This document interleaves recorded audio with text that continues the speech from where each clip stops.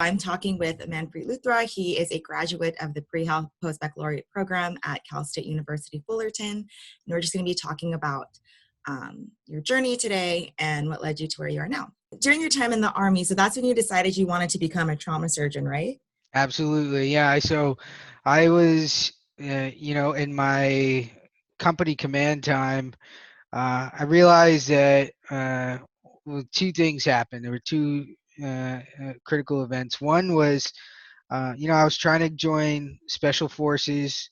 However, I couldn't get past the physical. My eyes weren't as good as they're supposed to be, right? So I hit a blockade there. And then on top of that, I knew I wanted to change career because I did not want to be stuck just being a company commander and just following the regular career path.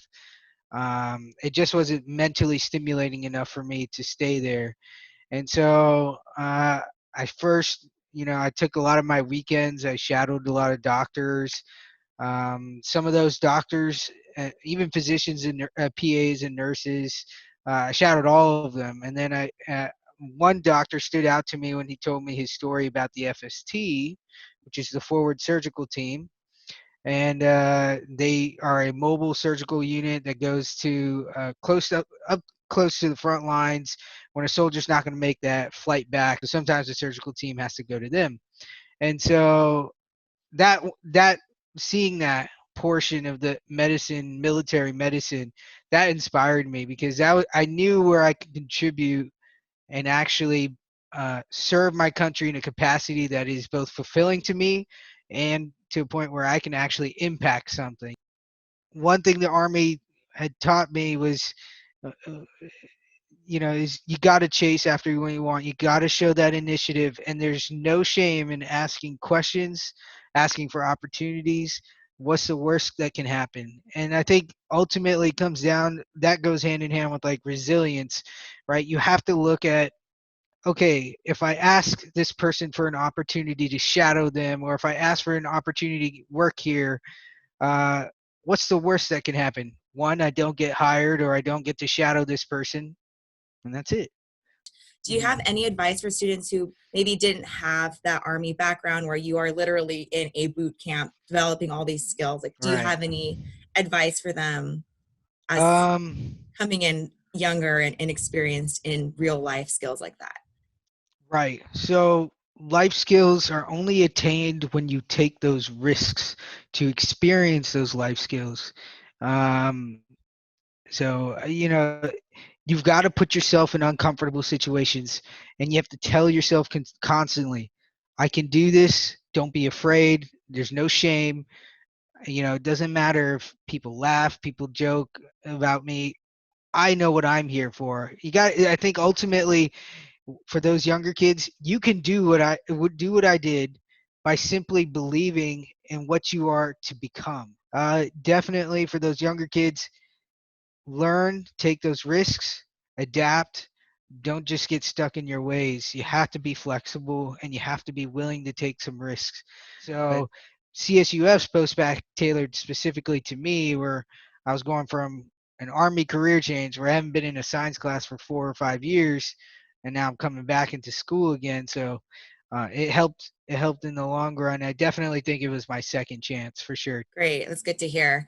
And then what made Cal State Fullerton stand out to you? I know that you said faculty played an important role in your success because I know that you came in, with your drive and you're ready to go, but then you also were able to find support from CSUF. I've never seen a campus that is as supportive of their students, like faculty members, right? As supportive than the ones that taught me here at the postbac. Mr. Dubuque for the physics department absolutely allowed me to explore my curiosities. He would answer any questions I had in class. And then eventually I ended up becoming a supplemental instructor for him, almost 4 semesters in a row. So that was quite fun. So, and even though I got to I sat in his class 5 times by this time. I always felt like I was learning something new from him. And he allowed that exploration. And I think an example, other teachers like Dr. Jimenez Ortiz also allowed me to explore my curiosities. Dr. Miyamoto taught me a lot of values and using the right vocabulary at the right time, So the faculty, all in all, were extremely supportive. And the other thing I want to say is the SI program. I know UC Riverside had one, but CSUF has the biggest SI program I've ever seen, and it was awesome. I went to every single SI for every one of my classes. Um, that's what helped me in physics. I love physics, one of my favorite subjects. I was a physics SI leader in 2018, and then for 2 years later, I was or 2 years for 2 years, I was the senior supplemental instructor, which was a lot of fun. I enjoyed every part of that job. And then the Veteran Student Association, it's helped me out a lot, just helping me out with that financial situation. And so, those are the kind of things that CSUF really stood out to me. If I had to do undergraduate again, and I not now that I know many campuses across the country, I would choose CSUF hands down. Well, thank you so much. And All right. I hope you have a great rest of your week. And good Absolutely. luck with your feature. I'm excited for you, and we're going to go. Yeah, likewise. Thank you for interviewing me, Heather. It was a pleasure. All right. So tell everyone I said hi in Cal State Fullerton in the Extension Center. Most of them should know me, I think. Okay, will do. All All righty. right, Take thank care. you. All Bye. right, bye.